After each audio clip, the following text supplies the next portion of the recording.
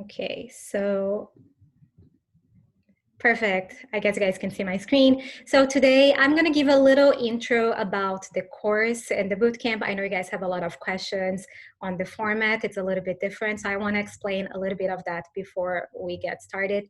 And then today we're going to be talking about Instagram bio. So how we can build a bio that can help people to understand what we do so they can follow us, and also have a call to action so we can tell people what to do and what we expect from them. Before we get started, for those of you who don't know me, I just want to introduce myself. My name is Julia, and when I was younger, I remember when I was a little girl and I found out about McDonald's and how I discovered how McDonald's used red and yellow colors because yellow made you hungry and red made you want to eat fast and get out of the restaurant faster, like the fast food concept. And I remember when I found that out, I was just amazed and very upset. I remember going to talk to my neighbors and just being shocked about my newest discovery. And in my mind, I was picturing how there were evil people out there in an office that they were planning how to make people buy more things and how to trick people into buying more things. And I have this clear vision. And of course, I was talking about marketers. And look at me today, I became one of those evil people. So I just want to share a little bit how I got here. My background is actually in graphic design. I went to school for graphic design. But when I came to Canada over 12 years ago, I had the opportunity to rethink my career and take different paths. As many of you being immigrants, you know how that feels. And I took that opportunity to think about the things that I love and enjoy so I could pursue that. And actually, marketing was that one thing. So what about marketing? It's actually, I really love helping small businesses to grow. So I feel my mindset is already very marketing oriented. When I went to school for marketing, which I did here in Vancouver, I went to BCIT. I think that really just reinforced something that it's already within me. So I really found my purpose and love doing that. I definitely changed my perspective, and I don't see it as a job that I'm dealing with. Like, I'm not evil and tricking people, but I'm helping entrepreneurs and small business owners to succeed, to grow their business, to have a happy life, to have like a good life with their families and all that. So that's what motivates me. That's what I want to share with you. I've been working with digital marketing specifically for 10 years in Vancouver. Over the time, I've worked 3 years in the B2C environment, working directly to consumers. Then about 3 years in the agency environment. It was a web design and marketing agency where I worked with B2B companies, mostly small to medium-sized businesses. And then I worked with tech, like in the software industry. So I've done a little bit of everything in terms of industries, and all of these roles, I worked with everything related to digital marketing. So I did email marketing, SEO, content, online advertising, social media. I've done all those things. So I'm using today all this experience that I gained to help people like you, small business owners, entrepreneurs, and especially female entrepreneurs, which is my biggest connection.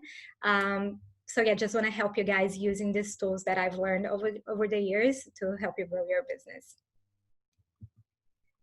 So about the bootcamp today, I want to make sure you are in the right place before we get started.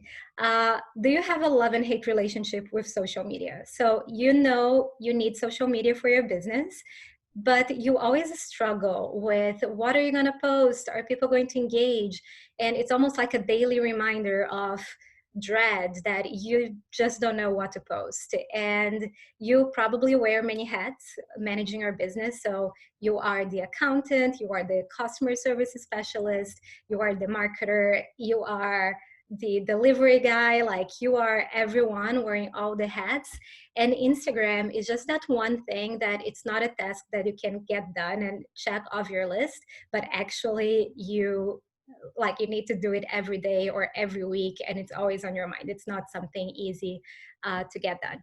So if this sounds familiar, if you're struggling with that, if you don't quite understand how you can grow your account or gain more engagement or get more sales out of your Instagram, that's what we are going to talk about during this bootcamp.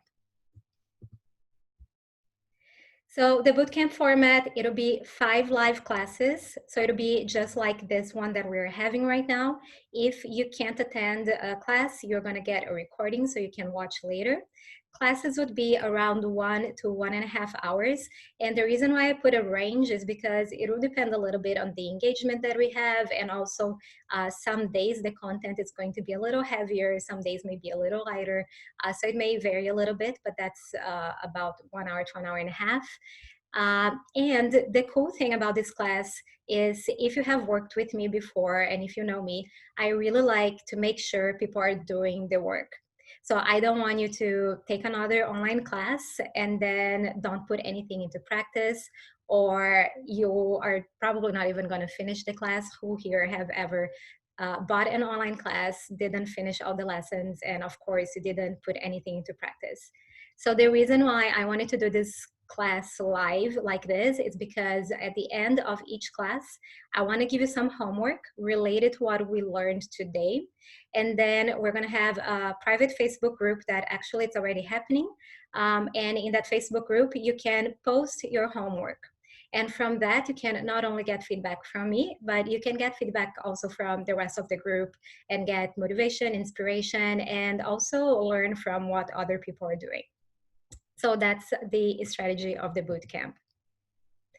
The first lesson today, I'm just going to go over the 5 modules that we're going to learn, just so you know a little bit more. And after that, I promise we'll start talking about Instagram bio. So today, that's the topic, first class. We're going to talk about how to build a strong bio. What we want with that is that people who see your Instagram account, like they get your profile, they clearly understand what you do. They have a clear vision of your brand and they will want to follow you. And those people following you, also, we want to make sure they're completing the actions that you want. So whether it is to follow your email list or visit your website or buy a product, I'm going to learn how to use your bio strategically to achieve that. The second lesson, which happens this Friday, we're going to talk about branding and grid. Grid layout. So you probably have seen a whole bunch of Instagram accounts that they look beautiful. The layout is just great. The colors are all matching. But when you try to do that, you may realize how difficult that is. You lose a lot of the ability to just be creative and impromptu and post things as you wish, because everything needs to be planned in advance. Like it's very stressful actually, and I don't really like that. I'm gonna guess you guys don't want to be stressed either. So with that in mind, I want to show you tools and strategies that you can create a pretty grid, that you can have something that it's very pleasant to look and that it's matching with your branding, that everything is working cohesively, but without having to stress out, lose your hair and all that. Third class, this would be next Monday. We're going to talk about content planning and pillars. This is one of the things that I think you guys need most help by what I talk to my clients and hear from you guys. Content planning, it's a major concern for most people.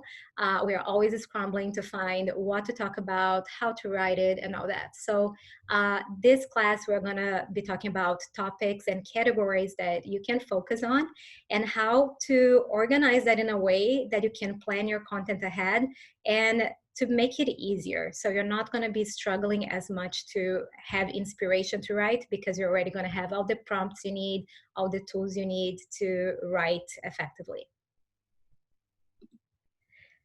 Next Wednesday, we're going to talk about copywriting that engages and hashtag strategy. So again, copywriting again with content planning. I think those 2 things are the ones that you guys are going to love the most.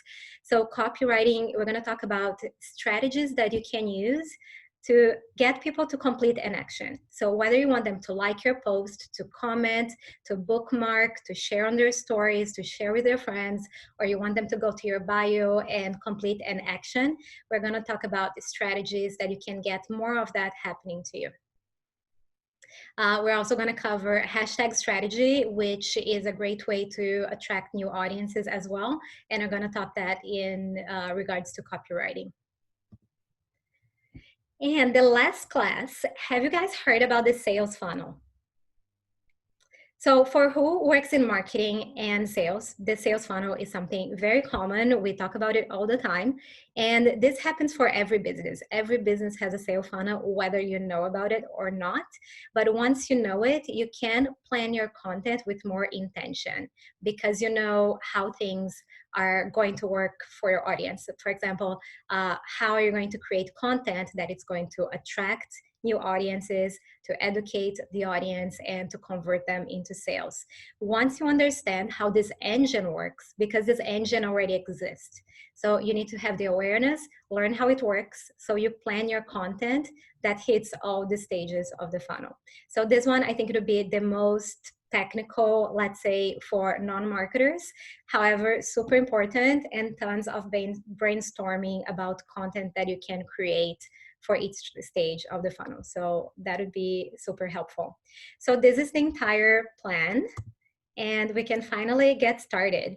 I'm just going to check the chat here. It doesn't seem like there are any questions, but I just want to make a pause here and double check. Seems you guys are doing good. All right. So let's get started. Lesson 1, how to build your Instagram bio. You guys are very familiar with this. That's the anatomy of a bio. So you're going to have your photo. That's also where your stories are, your posts, followers, following, and then you have your name here. You have your category. So if you're a business, most likely you already picked your category. You can choose to hide that, or you can choose to have it visible. I personally decided not to have visible because I find it doesn't add anything to my profile. I prefer to just have text to explain better what I do. However, if you found a category that it's perfect for what you do, like just use that. And then we have a whole bunch of space to add text, hashtags, links, and we're going to talk about all of that. So to get started, I want to talk about your audience. When we talk about attracting more followers to your Instagram account, we don't want the entire world to be following you. We only want to focus on your right audience, on your target audience. So can you let me know in the chat, like, do you have a clear vision of who your audience is? Do you know who they are?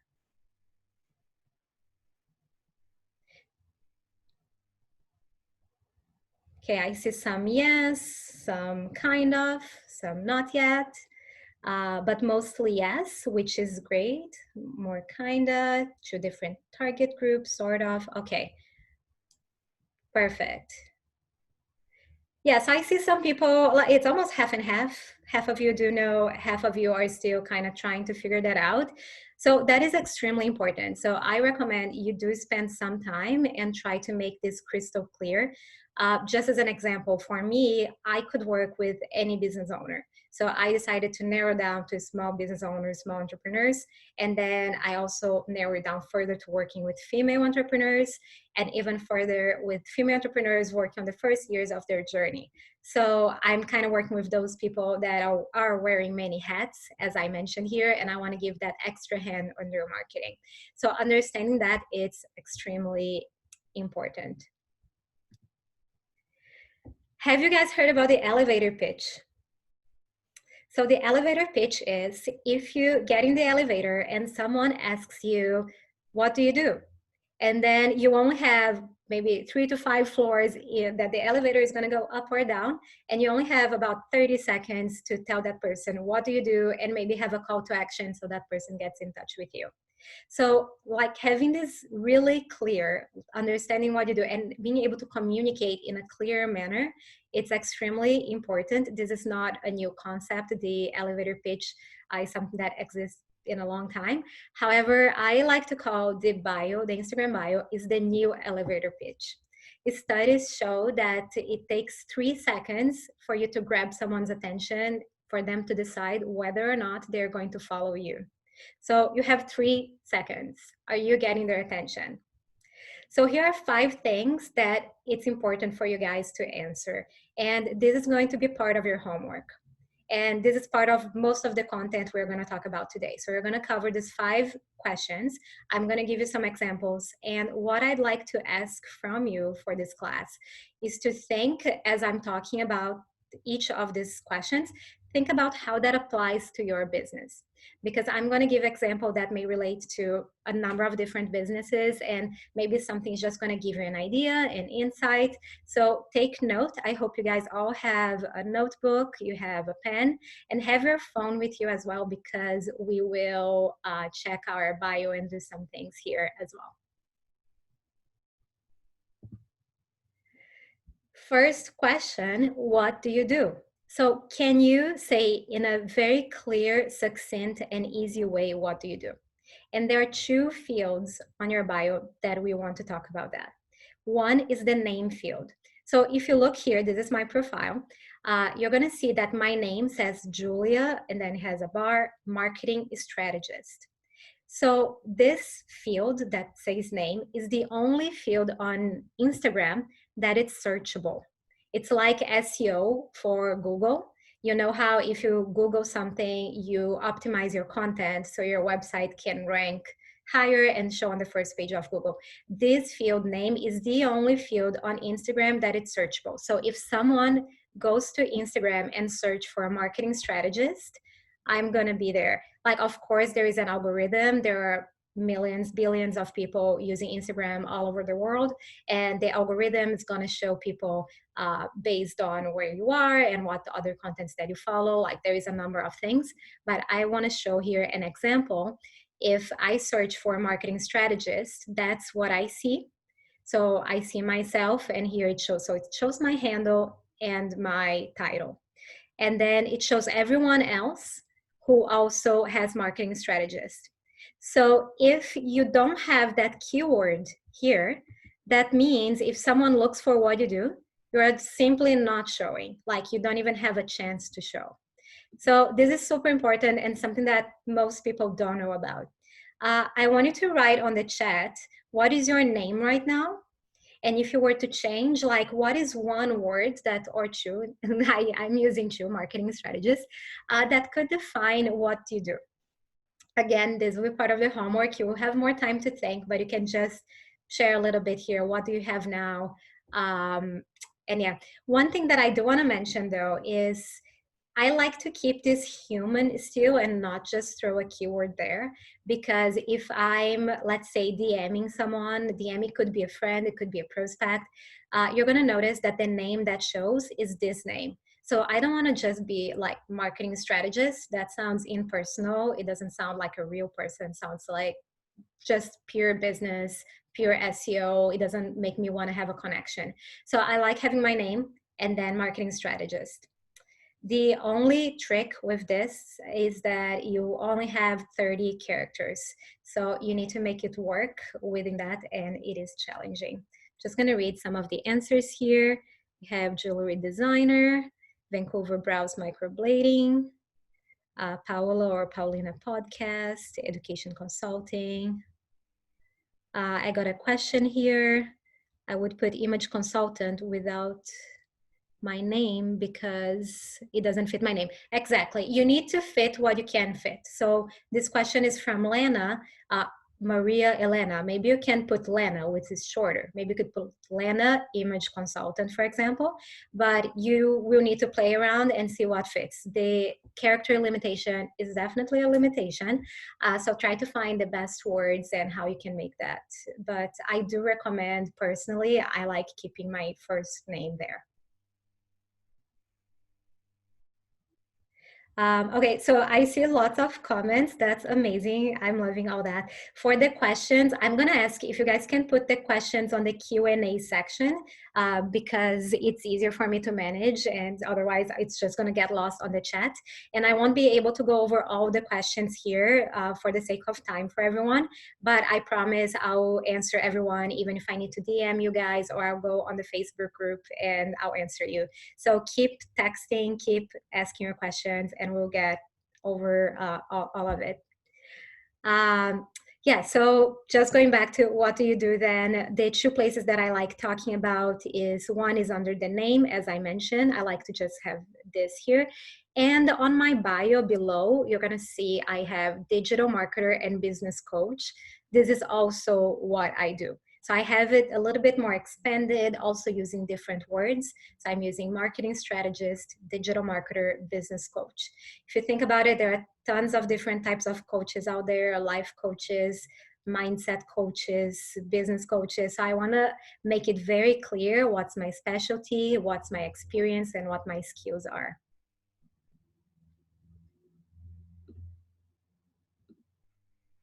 The second part that I want you to pay attention is who do you serve? And that's about the audience that I was talking about. We don't want to make something that it's so generic that people will see the account and they will not connect with that account because it doesn't speak to them. You know, like imagine if you're reading whatever it is, it can be an article that you're reading, and when someone is describing what you go through, when, let's say, when I was talking about wearing many hats, that as a business owner, you have to do all the things, you're the accountant, you see yourself in that space. So the more specific I am, the more you will connect with me. So the same thing to your audience. The more we try to sell to everyone, the more we sell to no one, because people don't connect with the message. So it's very important that you are clear with who do you serve. So on my account, for example, I say I support female entrepreneurs on their journey. So I'm just being more specific about, like, I'm a business coach, but who do I serve? Who is my market and my audience? So I have a couple of examples here for you. One is Alyssa Nobrega. She is a business and life coach. So you can see for her name, she used that same strategy that we just talked about. So she has her name and her title, Alyssa Business and Life Coach. And then right below, she expands that further to who she works with. So I help coaches and entrepreneurs to increase their confidence, impact, and income. So it's super clear how different Alyssa is different from me, right? Like, what do we do? Who do we serve? It's very clear that we're targeting different people. Wow, like lots of questions popping. I love it. I'm just gonna wrap this number 2 and I'll get to the questions. This other example, it's Amy Porterfield. So you're gonna see for her name, she decided just to have her name. She doesn't have a keyword there, but she's also pretty big in this space. So a lot of people may just be looking for her name anyway. She's not gonna get hurt by that. And right below, you can see her title. She's an online marketing trainer. And right below, she expands on that and she identifies who is her ideal audience. She's helping entrepreneurs build engaged email lists, digital courses, and profitable webinars. Again, let's say if you're looking for a marketing trainer that it's going to help you with Facebook advertising, for example, you know Amy is not the person. But if you're planning an online course, you're like, oh my God, you're the girl that I need to follow. So you want to create that connection. You want to be very clear who you're serving so people identify with your message and actually follow you. So I'm just going to read some of the questions coming here.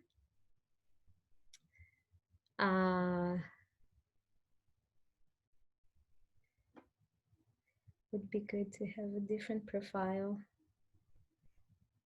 I don't know if I'm understanding some of these questions. Is it okay to have an audience now and visualize others in the future? Should I focus in a small target? That's a very interesting question. How different is your current audience to your target? I feel like we should focus our target. Because that's actually such a good question. This goes into very deep things. Let's say this is something I see a lot working with the Brazilian community, because normally we start by serving other Brazilians or other immigrants because we connect with each other, we know each other. It's just, you know, one Brazilian, you know 100, you get to know all of them. So naturally, our target starts being Brazilians. But if we want to target the Canadian market, we need to change the approach. maybe, for example, who asked this question was Anna from Cake Roll. So she sells a food product that it's typical from Brazil. Canadians don't know that. They won't have the same sentiment to that product as a Brazilian have. So the marketing needs to be a little different. It's okay that you target more than one audience. You don't need to have only one audience, but you need to create a strategy that it's going to speak to both of them. If you don't change your communication strategy to your ideal audience today, they will never get your message. So if you want to work with Canadians, for example, okay, I'm just giving an example because I know we have a lot of Brazilians in this group, and I know this is a big pain that I hear from you guys. If you're Brazilian and you want to work more with Canadians and you have this audience issue, if you never start talking to the Canadian and talking on their language, they're never going to get your brand, and you're just never going to achieve what you want to achieve by serving this new audience. Hope that makes sense. Another question from Jessica. So should we keep the name field generic and then go into detail in the bio? Yes, because the name field, you can only have 30 characters, as I mentioned. So I recommend you put your name, just the first name or the shortened for name. So maybe Jessica is too long. Maybe you put Jess to save on characters. But I recommend you put the first name, and then it's more like a title. So you're not really going deep on the name field. You're not going deep on what you do. That's what you do when you expand under the bio field. That answered. Okay, let's get going.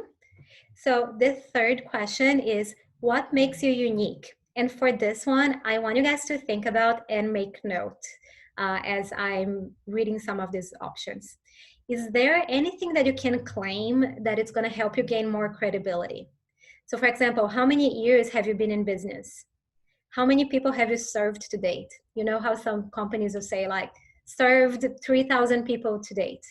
Or how many units have you sold? So for example, if you do catering and you cater like little bite-sized items, and maybe you can say, have catered 20,000 of whatever catering good that you're selling.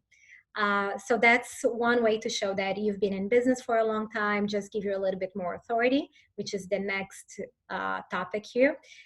For authority, you can always think about certifications. Are you certified on certain things that people would trust you more? Or it can even be like, maybe you have an MBA or NPL coaching certification, whatever certification you have, you can add there, or even just a bachelor degree. As we're going to see an example in a bit. There's a nutritionist that she has a Bachelor of Science in as a dietitian. So that's definitely going to give you more credibility and authority. Any awards or nominations? I know this one is a little tough. Like, how many of us have been lucky enough to be nominated to an award or have won an award? But if your business has, like, I want you to think about these little things that you could add to your account, and that people are going to look at it and they're going to think, wow, this person is impressive, this company is impressive, and I'm going to follow them. Some other things that can help you differentiate yourself. People love things that are local, that are family owned, female owned. So anything related to minorities, let's say, a lot of people are going to support that. So let them know. If what you have, it's handmade, let them know as well, it's all handmade. Mom business is a huge industry and moms love supporting moms. And just say it, like, I think it's totally worth to say it's a mother business, like a side business that you started after you had your kid. I think that's a great even storytelling thing, that it's inspirational behind the business. So that's something you could think about as well. Then I have vegan, cruelty-free. For I know there are some makeup artists that work with vegan and cruelty-free makeup products, for example, or even for food. You can share causes that you support, and that can help you connect yourself with other people that support that same cause. Maybe you have a technique or a process that you use or that you created and that it's specific to you. And that's also something that makes you unique. So I'm going to give you some examples for this. So this one is a company from Vancouver. It's called To Die For, and it's a bakery, but they don't have a bakery. They have the baked goods and they sell at coffee shops around town. And this brand was created by Erin Ireland. Erin Ireland is an influencer in the vegan space. So she's very famous. She wrote a book, or maybe multiple, I'm not sure. She spoke on TEDx. She has a huge following base. And she created this brand because she wants to make more vegan products available around town when you're on the go. So her account, like if you see her bio, it's very clear her purpose, why she's doing it, and why what she does is different. Like, why is this different from other baked goods or other vegan baked goods? So it says it's independent, purpose-driven, plant-based bakery from Erin Ireland, animals, planet, and product over profit. So it's very clear, like she's there for a purpose, and she's been super successful. I also find interesting to have her feed here, the grid with her photos, because you can see the photos are not that professional either, and still she can create a big impact just by having that purpose behind the brand. And another example is Graze. So Graze is another company from Vancouver. They do catering as well, and they make this most beautiful uh, tables with cheeses, meats, crackers, fruit, and all that. They also do boxes, so you can gift someone a box that it comes already prepared. They're looking all beautiful, like you can see on these photos here. And what makes them unique?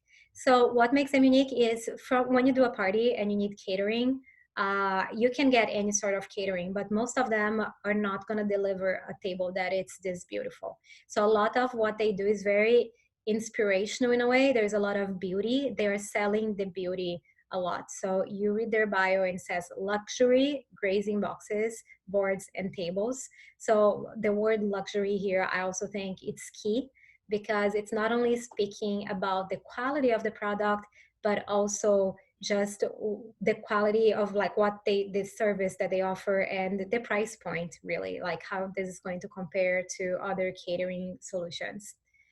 So it says catering, food artistry, tablescape styling, brands, gatherings, corporate, and weddings. So it goes a little bit on all categories that they serve. But the most important here for their Instagram following, when you see this feed, people follow because it's pretty. And I have one more here, which again, it's like from this people that are very big and have achieved a lot, but maybe you have a testimonial or something, like you've been featured on a magazine, and something that you can put on your bio, and it can just give a little bit of a boost on your credibility and authority. So here I have again Mary Forleo. She had Oprah talking about her. How nice. Maybe one day we will get there. So Oprah said, thought leader of the next generation. So of course, like this, it's such an like creates so much impact on her bio, gives a lot of credibility. Then we have Sunny Lenarduzzi, and it says, I need to move this. Named Forbes top 20 YouTube channel that will change your business. So again, like these are very impactful statements. Of course, most of us will never get Oprah to give us a testimonial like that. But is there any other thing that you can think of that you could use for your account? Just going to give a little break to read the comments and questions.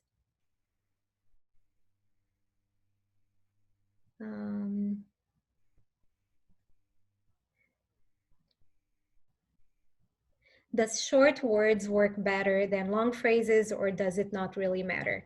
I think this question is from Camila, and I think it's in regards to this Graze using this. So I think for Graze here, it's good that it's telling a list of all the things that they offer, because it's a long list. So it's easier to read if you put it these breaks and just throw the words out there. However, it depends on your business. So if it makes more sense to have an entire sentence, then you should do that. So it's going to depend. What I love doing, and you're going to see that on my bio, is I love emojis, first of all. You're going to see I use emojis a lot, but I think emojis are great for a few reasons, not only for your bio, but also for your stories, for your feed. I love putting emojis everywhere for a few reasons. So one is it gives more of a light tone, it makes it more fun, and it makes it more casual, but also it helps to break the lines. So I love having one sentence, one idea, one thought per line. So it kind of breaks. On my feed, you're going to notice I usually break each paragraph, but then I have emojis to lead each paragraph because that kind of gives a sense of what I'm talking about as well. Just by the illustration of the emoji, you have an idea of what's going to be there. It's already communicating in our brain, even though no words have been read yet. And another reason why I love emojis is, let's say I write a gigantic post and I throw a bunch of emojis there. One of the emojis is like crying, the other one is laughing out loud. Once you see those little icons, you kind of want to read what I wrote that made me cry or that made me laugh. So I think those also help you get more engagement, get people to read more. So talking about bio, I like having the emojis there and break the lines to explain different points.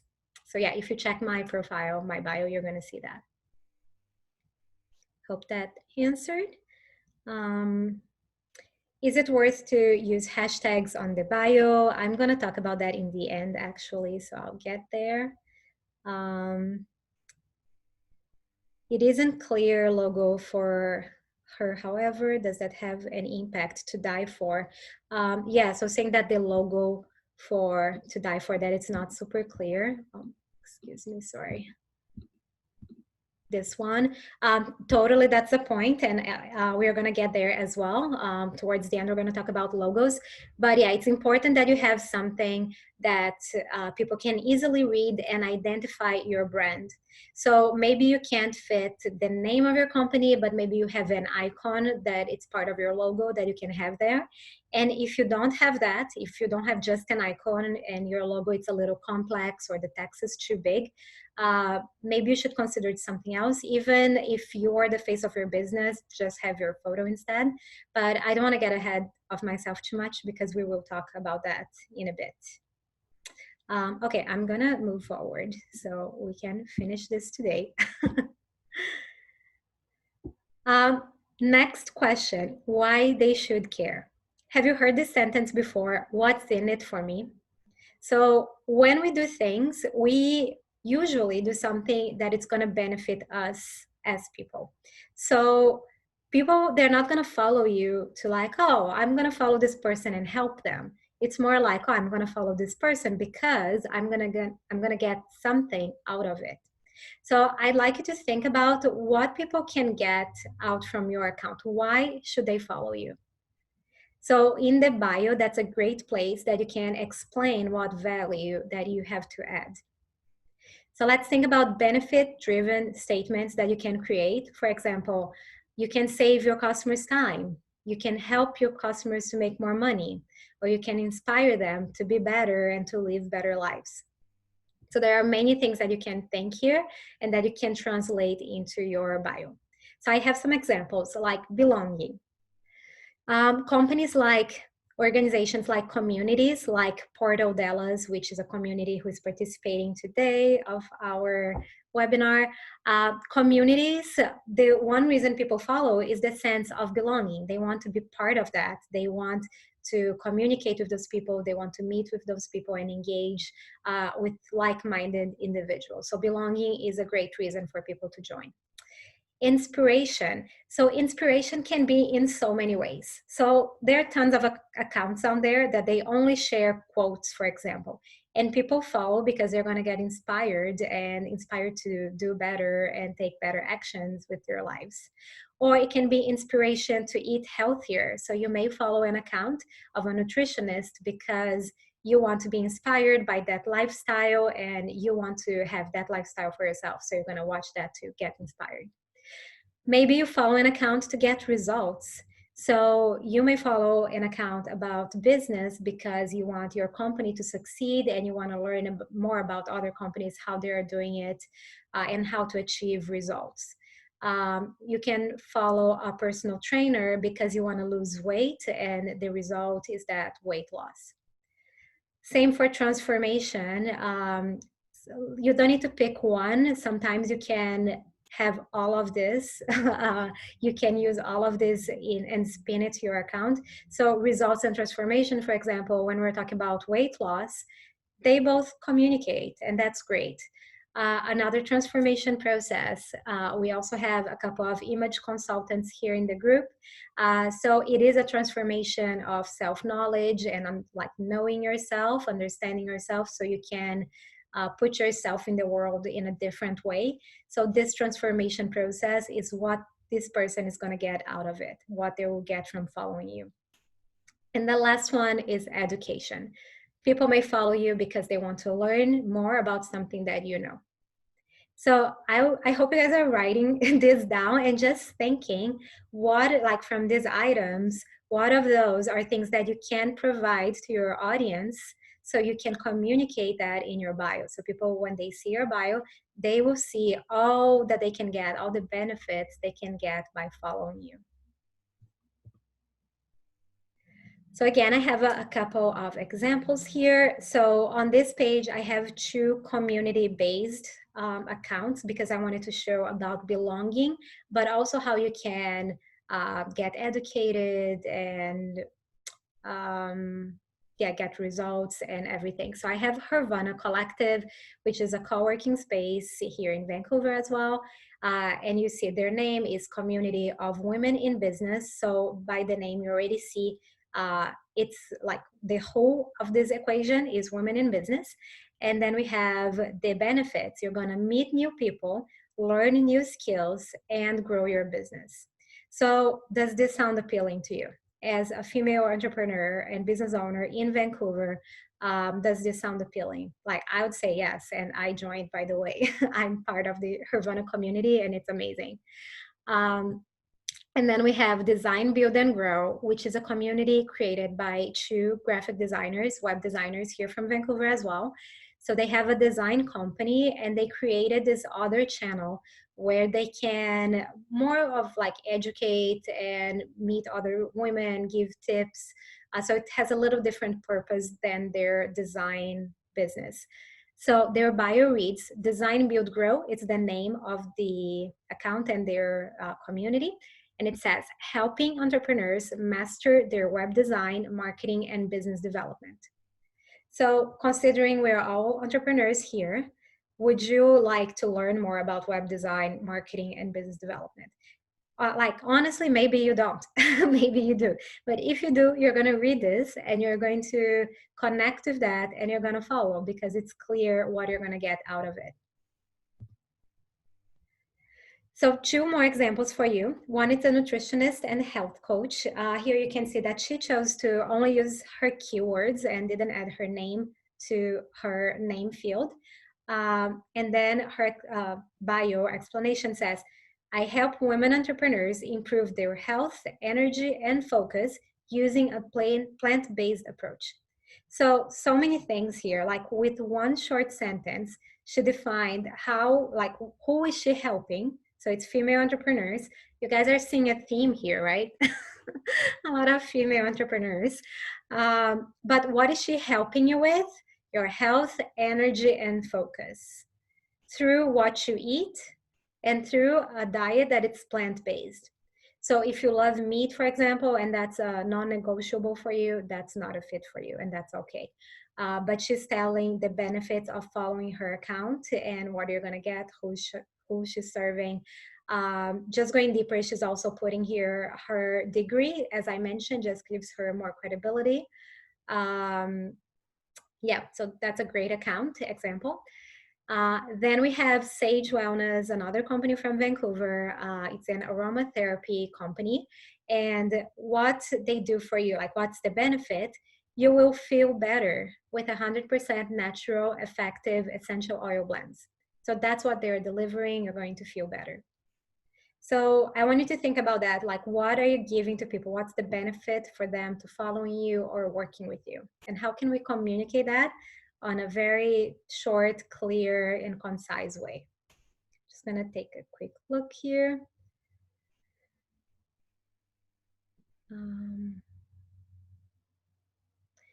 Camila is saying that she also loves emojis, but asking if it's not too casual.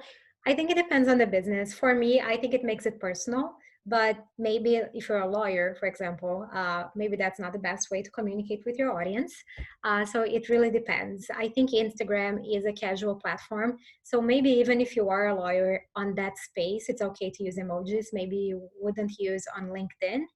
Um, so yeah, I think it depends on the audience, what you do, and the platform that you're using. Okay. Just reading some comments. Love it, love it. Lots of aha moments. I already changed my bio right now. Woohoo, that's amazing. Isa put here, helping creative brands find genuine words. Amazing. So much homework to do already. Yes, you guys are going to have a lot of homework. Actually, this one is the easier. I think you can finish today, honestly. But let's keep going. What do you want them to do? So what do you want your audience to do? Having calls to action, I think, is the most important step to convert your followers into paid customers. We already are confronted with so many decisions to make all day, every single day. We don't want to think. So we need to make things easier for people, for them to make a decision, understand what they need to do. So we need to tell them, like, we need to tell them to like, to comment, to click whatever you want them to click. We need to be telling people all the time. And having a call to action in your bio, it's like, I can't stress enough. If you don't have one right now, I want you to promise me that by the end of the day today, you will have a call to action. That's very, very important. So the call to action doesn't always need to be to buy your product. It can be to do something else. So here's a very long list of things that you can think about that you can ask your audience to do. And you can change this every week if you want, or however you like. Maybe if you are focusing on a specific campaign, you can have specific calls to action this week, and then next week you can have other calls to action, and that's totally fine. But you should know the possibilities, and you should definitely use them. So if you want people to read your latest blog post, for example, if you write a blog post and you just rely on people to show up and read on their own, how many people are you going to get on your blog? Probably zero if you don't tell anyone that you just wrote a blog post. So you need to tell people on your bio, on your feed, and say, hey guys, I just posted a new blog, go check it out. Put a little teaser, what are you talking about? Make them want to read. And then your bio will have the link to read the blog post. Having specific landing pages for product or services that you are promoting.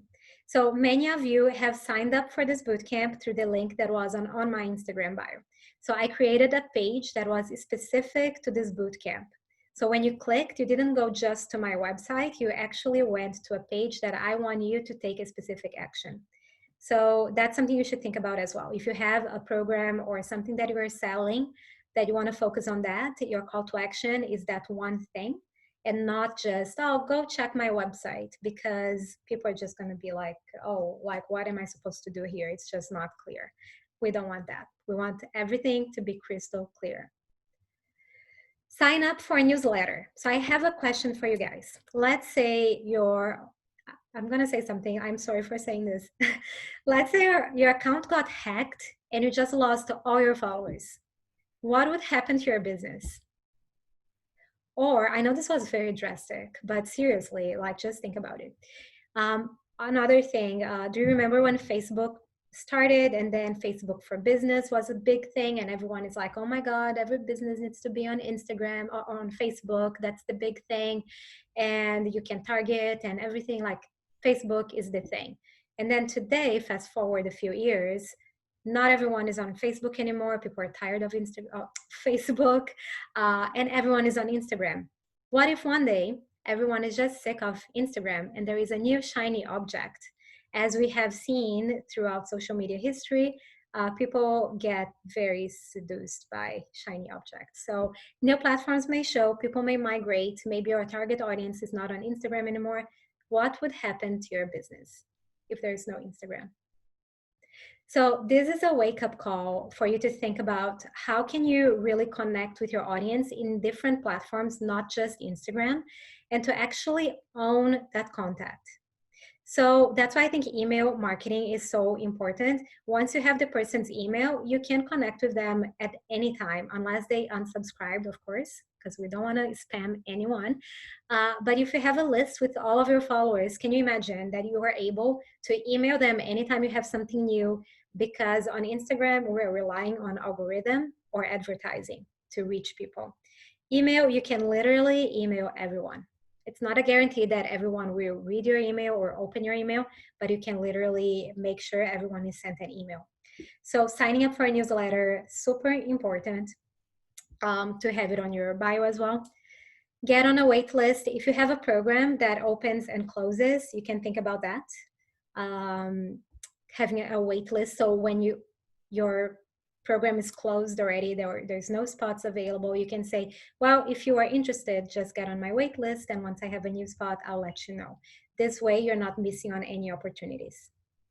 You can have a call to action to sign up or register for a program, to download something. So I think that's also a great strategy to get people's email. So instead of just saying, oh, give me your email and sign up for my newsletter, instead of just doing that, give them an incentive to give their email in exchange. So for example, you can create a free guide, a free checklist. You can make a list with like top 10 tips to do whatever. I know we have people here that works in the travel industry. So for example, 10 best places to visit in BC, and you can make a PDF out of that. And you put that on your bio and say, download now this guide. Then you have the link. When people go to that link, they get to your website, they need to put their email address, and then they download that guide afterwards. So that's a great strategy to grow your email list, much better than just saying, sign up for my newsletter. Yeah, Isa is saying here, lead magnet, exactly. That's called lead magnet because it's like you have a magnet and it's attracting leads. I love that. Have another question here. What is you give away coupons in exchange for email subscriptions? Can totally do that as well. That's a great offer as well. So you can say, sign up for the newsletter and receive a 15% off coupon code. For example, that's another lead magnet. It doesn't need to be content. You can actually give a discount. Another way to get email addresses is having a quiz. So people love quiz. Of course, it will depend on your audience. Younger audiences especially love quiz, but sometimes the older audiences as well. So, you know, like, who would you be in Friends? I don't know, like, but something that is actually related to your business, not something random. So people love quizzes, and you can make the quiz so that in the end, for them to get the result, you need their email address to email them the result. So that's also a good strategy. Although sometimes I feel a little bit tricked once I start a quiz, and it seems like I'm going to get the answer right away, but then they ask for my email. However, I'm a marketer. I know that's going to happen, so I already know what to expect. But some people may feel tricked, so maybe you may want to ask the email address before, or just be in peace that some people may feel that way. You can have a call to action to shop your store, especially people who are selling online products. That's a must. You must ask people to go to your store and buy. And if you have other social channels, like let's say you're very active on YouTube, you have hundreds of thousands of subscribers, and you're not as big on Instagram. So people may look at your Instagram account and look like, oh, this person looks just okay. But then you may have like an influencer level on other channels. I'm seeing this a lot right now with TikTok because suddenly any regular person became an influencer, and their accounts now say like 43,000 followers on TikTok. However, we want to do this thinking about business. So just do it intentionally. If you want to promote your YouTube channel and your YouTube channel is about your business, then that's a good strategy as well. Okay, few examples. Let's go to Mary Forleo again. She is amazing, super successful. So yes, I think it's the third time she's here. So Mary Forleo runs what she calls B School. She runs this every year. And it's a one-time thing that you enroll in around January, February, and then it closes and you can't enroll until the following year. And when she's selling B School is like her high ticket program. It's where she puts most of her energy when she's selling stuff because it's the most profitable program that she has. When she's selling B School, she doesn't want to sell anything else. She has tons of other programs, but she wants to focus all her messaging is very specific to B School.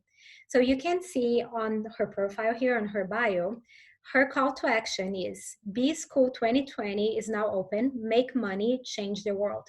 And then the link is joinbschool.com. So she's not even taking you to her website. She created a website just for B School. She doesn't want you to get distracted with her other programs. She wants you to join B School. So that's very laser focused. If you have something that you really want to focus, I recommend you use this approach and only have one link, and don't let people have to decide between like 1,000 options on what to do. Just let them know what you're focusing on and be clear of that. So I think that's a great example. And this one, are you guys familiar with Linktree? I believe most of you are familiar. Just looking at comments and messages.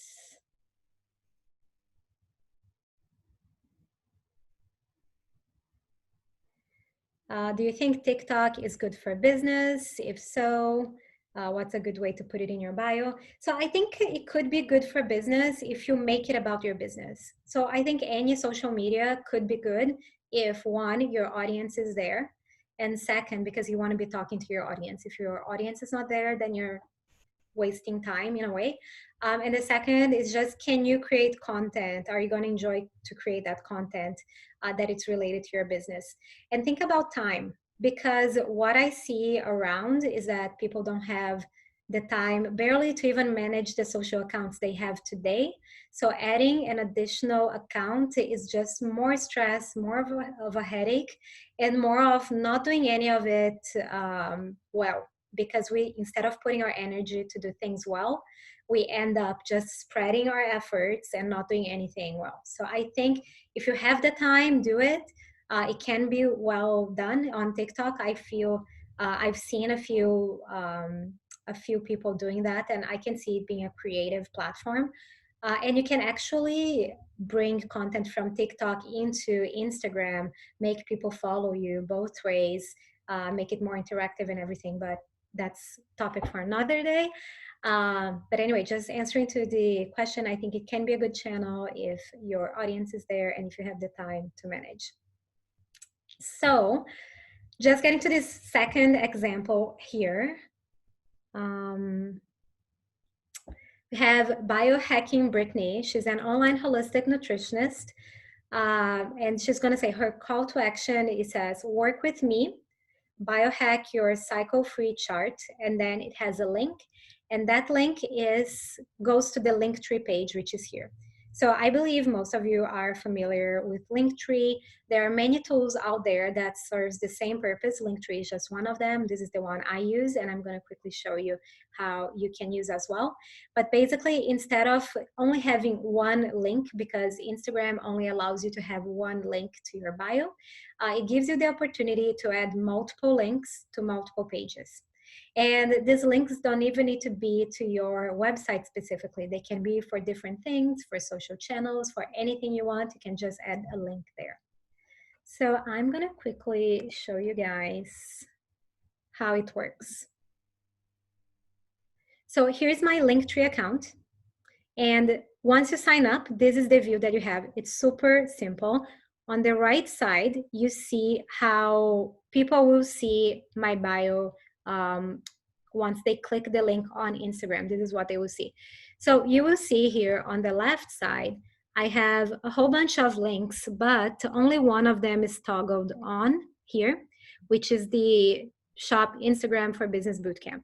So all the rest, so sign up for my newsletter, join my mastermind, one-on-one coaching program, book a free session, and calendar of events. This is all off because right now I'm focusing on this. So it's super easy. If I want to turn something on, it's on like right now, literally. That's all I need to do. So if you go to my, my bio right now, that's what you're going to see. So it's really easy. All you need to do is get your Linktree URL, which is here, and add this to your bio. That's it. So I highly recommend doing this. I'm going to get back to the presentation.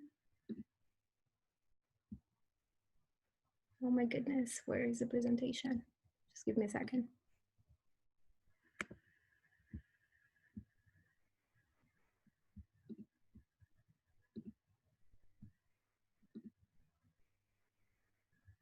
That's hilarious. I'm sorry, guys. Sorry.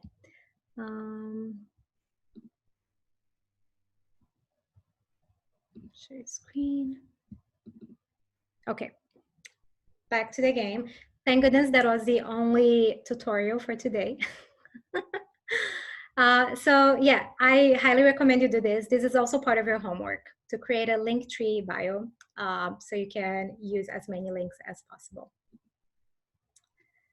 Next one. So can you guys get your phone right now? And I'm going to ask you to do something for me. So I want you to go to your Instagram account, and then I want you to hit edit profile. And then you're going to see contact options. Click contact options. And then you're going to see add an action button. So by doing this, you're going to see a number of tools that connect with Instagram. They integrate with Instagram. And if you choose one of these accounts, you can have a button on your profile page that people can take an action directly from that button. So right now, there is a bunch of options, and I put them here on the left side, options for online booking systems. So if people can book a meeting with you online, you can connect your meeting tool using this platform.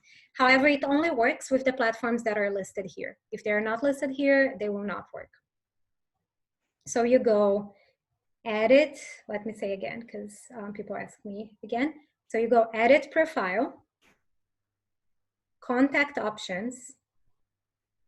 After contact options, you go to add an action button. So you can tell people, they are like, oh, I want to book a session with you. How can I do it? And instead of being like, oh, are you free tomorrow? Oh, no, I'm actually busy. What about the other Wednesday? And it's just that back and forth. You can say, yes, let's book a meeting. Just go to my bio, click the link there, and you can book the meeting right away. And that's going to integrate with your calendar. So it knows when you're busy. And it's right there. It's like, how easy is that? People don't even need to go to your website. They don't need to email you. They can go straight from your Instagram account and book a meeting with you. Camila said hers doesn't show this option.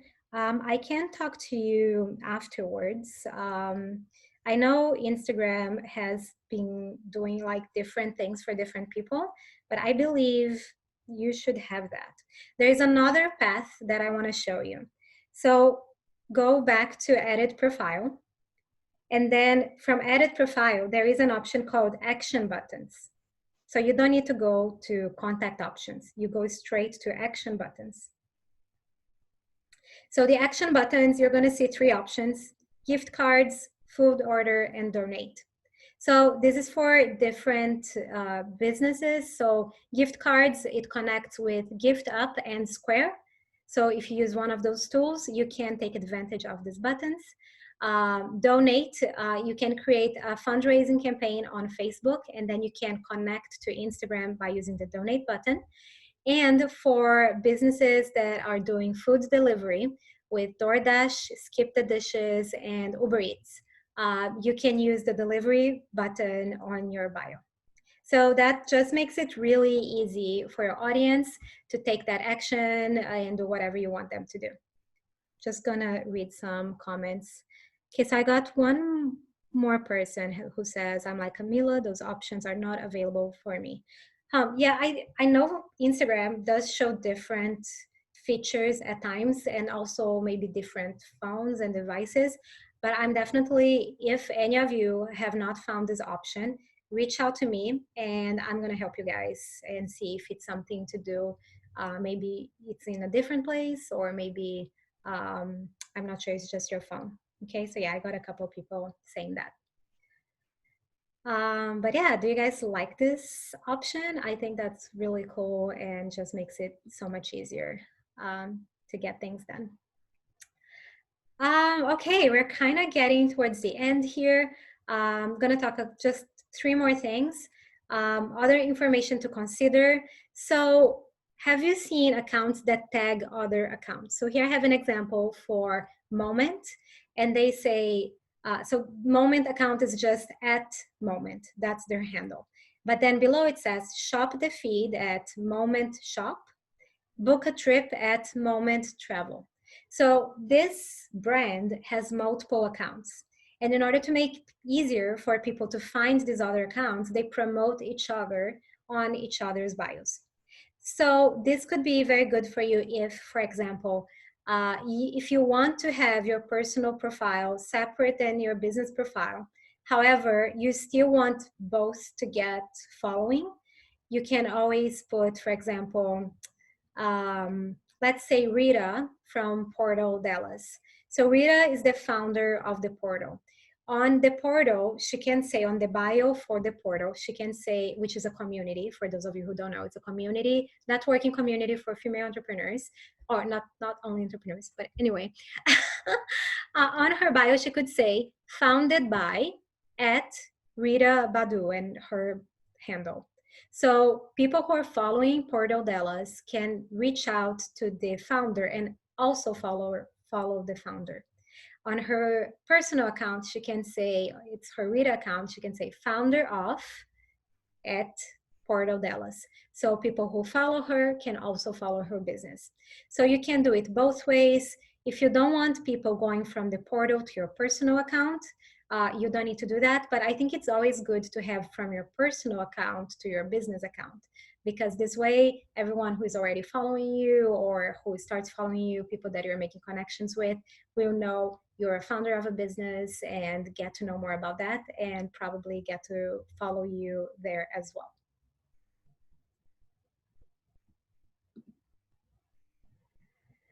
The other thing is hashtags, which is something some of you asked, hashtags on the bio. So a hashtag on the bio on its own, just any hashtag, let's say hashtag marketing tips, that's not going to do anything for you because you don't own that hashtag. It's not going to give you any juice, like it's the algorithm. It's not going to favor you because you have that hashtag. So it's not going to do anything for you. However, if you have a hashtag that it's your business hashtag, you created that for a purpose, and only you are using that hashtag, you and your customers, your followers, then that's a good strategy. So I have an example here from Benefit Cosmetics, and you can see that they had a campaign called Benefit Brow Search. So they were looking, so it says, wanted fresh recruits to the Arch Outlaws. Think your brows are worthy of the 50,000 rewards. Click the link for details. So you need to click, and you see that the website that you're clicking is called Benefit Brow Search. It's like the Mary Forleo example that I mentioned. It's a very specific website for a very specific action. Not that I'm saying you need to create multiple websites. I'm just pointing it out that they're not giving you a link tree with 10 options. It's just one option. And then this is a screenshot of the landing page. Once you click that link, you would see win 50,000 and become a Benefit Brow Ambassador, how to enter. And then you see here on the rules to enter, you need to create your style, post to Instagram. And when you post, you need to tag Benefit and use the hashtags. So the hashtag they created to manage their own promotion It's a great way to create what we call user-generated content, UGC. User-generated content is content related to your brand. However, your customers are creating it and not you. And when customers are using your hashtag, in a way, they want the exposure, and they are likely willing to have you reshare that photo as well. So that's a great way to, maybe you don't have time to be creating content all the time. You can motivate your customers to use your hashtags, so then you can repost their posts. So that's a great way to track what they're doing, and also to have other people tracking who's tagging you, because you see who's tagging you, but other people don't. So having everyone using the hashtag is a great way. It's like an universal way for everyone to follow a content. So having that on your bio could be good if you want to educate your customers on which hashtags to use, and if you have a specific campaign like this one. But just having the hashtag on its own, it's not going to help the algorithm. Now let's talk about logo and profile picture, which is one of the questions you guys have. So having your logo or a photo, I think it depends on a lot of things. So first, is your face the face of your business? Are people connecting you to your business? Do you want to be that person? Do you want to be known as the face of the company? If so, I think it's fine to have your face, especially if you are a service provider and you don't have multiple employees. So let's say you are a massage therapist, or a personal trainer, or a nutritionist. All of those businesses, you are the person providing the service, and maybe having your own photo can provide an extra level of connection and being more personable. However, if you want to use our logo, that's totally fine. The only thing, which is one of the comments we got here, and I absolutely agree, if you use your logo, make sure it's something simple, easy to read, easy to identify. Maybe you don't need the text with the name of your company, but just the icon that represents the company. And about the photo, if you decide to put a photo, think about a photo that it's going to stand out, you know, that when people see, they think of you, they remember you right away. Think that most people out there are following an average of 900 to 1,000 accounts. So each person is following 1,000 accounts. They may not everyone will remember you right away. So by having a memorable picture, it makes it easier for people to remember when they see on their feed or their stories, they will remember who you are. So these three examples that I put here, I love them because they use colors in a very interesting way. So it really pops. It's almost like yellow on yellow, pink on pink, and blue on blue. I thought that was really nice. The photos look great. It's very creative. However, you can do whatever way works for you and for your brand. We are getting to the end. I'm just gonna go back here and just see if there are any questions, any comments before we wrap. And once we wrap, what's gonna happen is, one, I'm gonna give you the homework. So you're gonna see what you need to do and how you're gonna post so I can see it. Then I will share what we're gonna see on the next class on Friday. I'm gonna tell the winner of the contest that we did on the Facebook group, and I'll give you the price package for the rest of the course in case you're interested in joining the rest of the program. So let's get to some questions. I got here, maybe the action button options related to the business category, because I have seen order food buttons for our catering services and bookings for our clinic, and not vice versa. So that actually, the booking button and the food button, they are in different places. I don't know why Instagram did this. They should have just done like one place with all options of action buttons, but they have two. I get both personally. I can see both, but maybe that's a thing. Thank you for bringing that up. I see another person that doesn't see the button. I'm going to record a video with a tutorial showing how to get to the button, and you guys can try to follow that. If that doesn't work, I can try one-on-one, like we can maybe share screen or something, and try to get to the bottom of this, because I haven't seen anyone not being able to find it before. What if I don't have that yet, or if I only have one blog post? Isn't it better to wait to have more content to direct them to my website? So I think for blog posts, it's good for you to have like 3 blog posts, just so it's not only one, but 3, it's already good. Like if we wait to have everything perfect, and nothing ever is going to get done. So they always say done is better than perfect. So just get it done, just do a couple of posts, share with your audience, and that's going to keep you moving. And also have targets so you get consistent. So tell yourself like, okay, I'm going to write 1 blog per month, or 1 blog per week, or every 2 weeks, and try to follow that schedule. So you're not like writing something and then disappearing, because once you start educating your audience to go to your blog and read your blog articles, you want them to expect that content and to enjoy that content. So try to get that consistency, and also train people on when to expect the content. So you can say, every Friday there is a new blog post. So every Friday, as you repeat that message over and over again, people will already know that Friday is blog post day. I hope that helps, Jessica.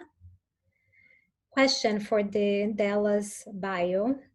What we are plus 2 lines of what we serve plus our slogan, no space for call to action. Yes, guys, unfortunately, space is a problem. We have 150 characters on the entire bio to communicate what we want. So we need to do in the most concise way as possible. And yeah, just like prioritize what's the message that you want to pass.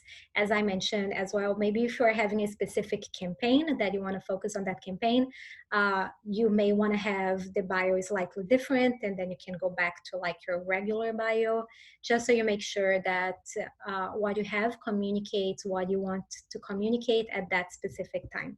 So most people will set up their bio and never look at it again. And actually, your bio is something you can be constantly going back and checking, refining, and adapting it to what you have to offer. So unfortunately, yes, size is a problem. But yeah, we need to work around with that. What is your take? No showcasing multiple languages on Instagram.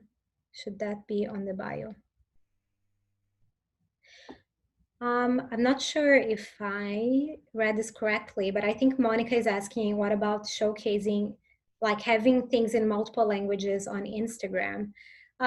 If your audience is bilingual, not bilingual, but if you have both like Brazilians and Canadians, or like, you know, Canadians meaning all other people who doesn't speak Portuguese, I think it's okay to have on both languages. However,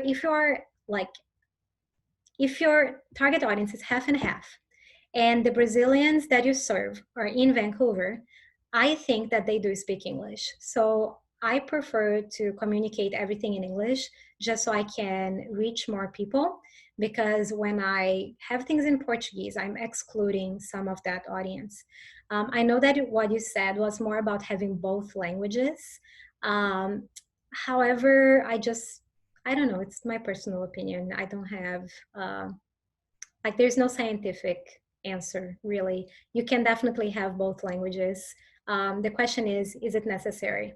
Like, do you want to spend that short space to communicate the same thing twice if one of the audiences would already understand the English version? So I'm not sure. That's what I think.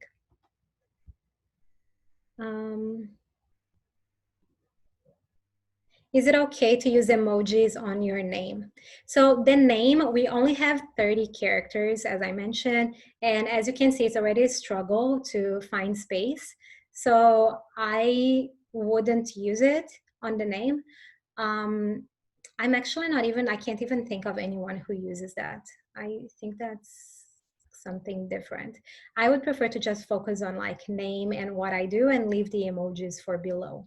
That's also personal opinion. Like, that's not going to benefit you, or not benefit you in any way. It's not going to hurt you.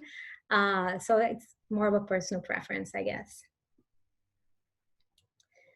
We already talked about using a logo or a photo. Okay, there are a few more questions. I may reach out to you guys personally just so we are not here forever, so we can get going with this. Here is your first day challenge. This is your homework. So remember what I said before. We do so many online courses, we sign up for things and we never get it done. So here is an opportunity that you're learning all these amazing things and you can actually put into practice. Only spend like a few hours today or tomorrow. You can get this done. This is like the easiest part. You can get this done, have a stronger bio, and you can have my feedback. So you have a coach working with you for free. So take advantage of that and get it done. So I hope everyone will do this. So what's your homework? Optimize your bio, including optimize your name, including your main keyword, include what do you do, who do you serve, what makes you unique, so credibility, authority, like if it's a local business, etc. Why people should care, so the benefits about belonging, inspiration, results, transformation, education. What do you want them to do? What's your call to action?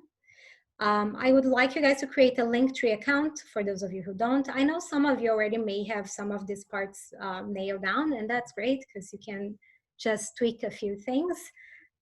So some will have a longer homework than others.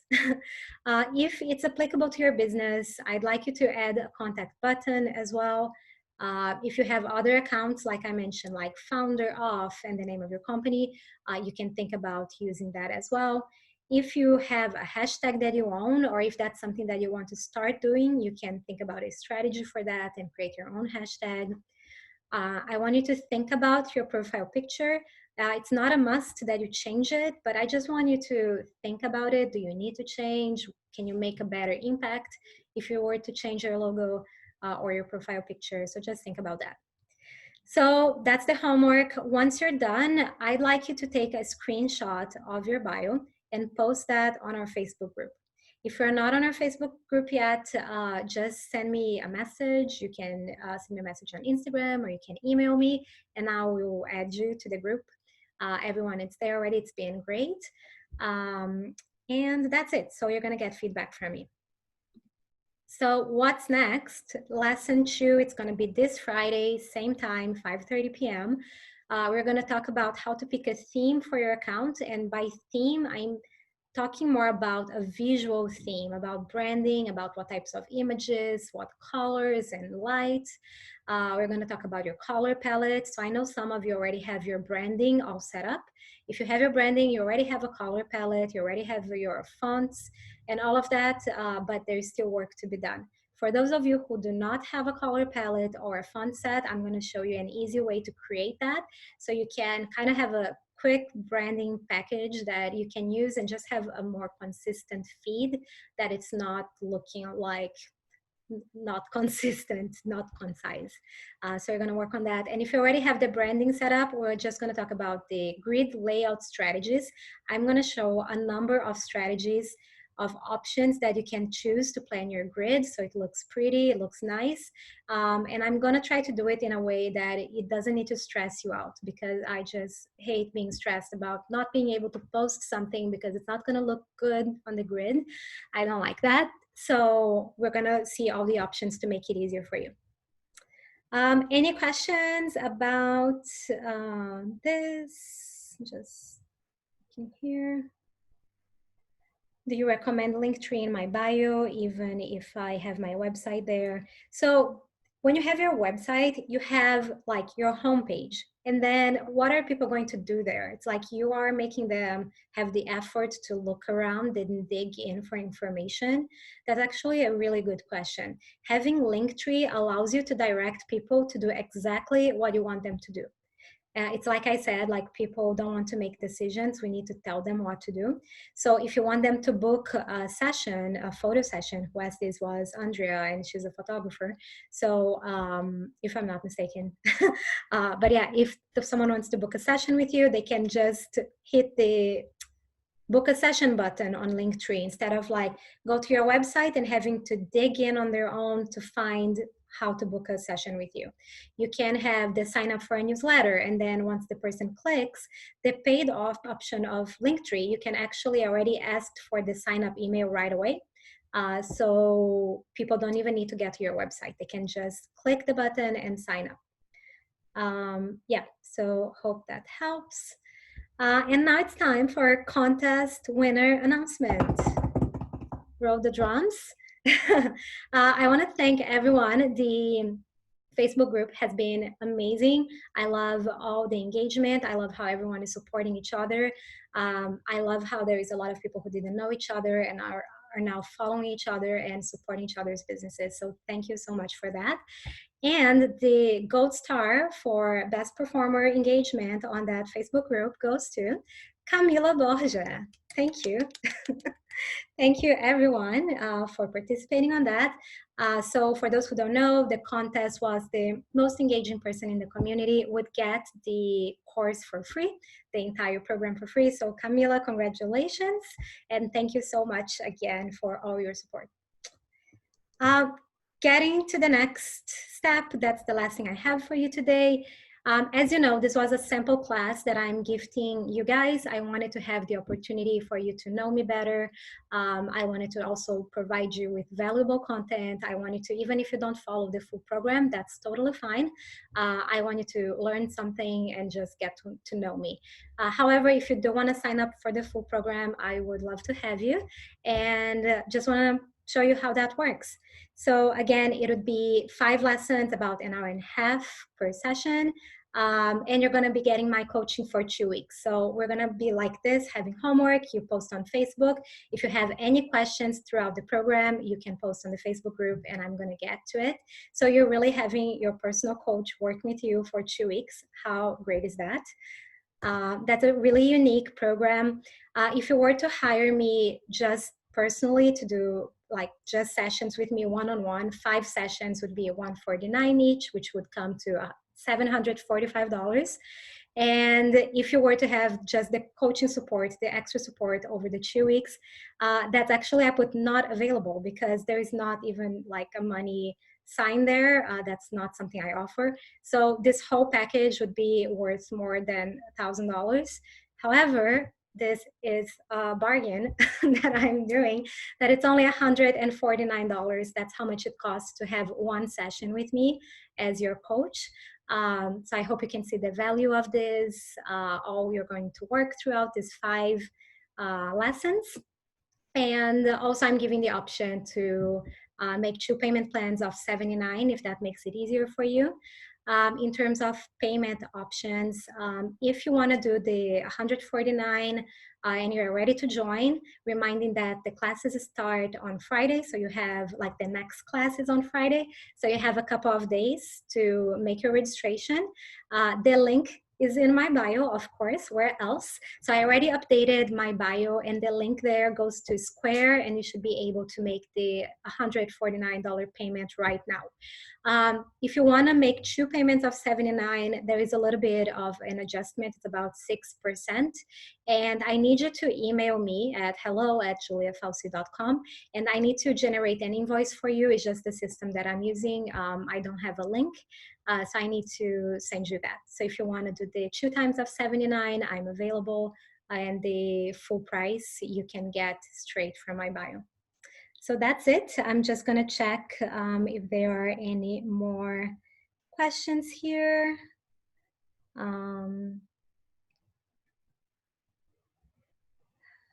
How do we do when we have a partner purchase 2 courses?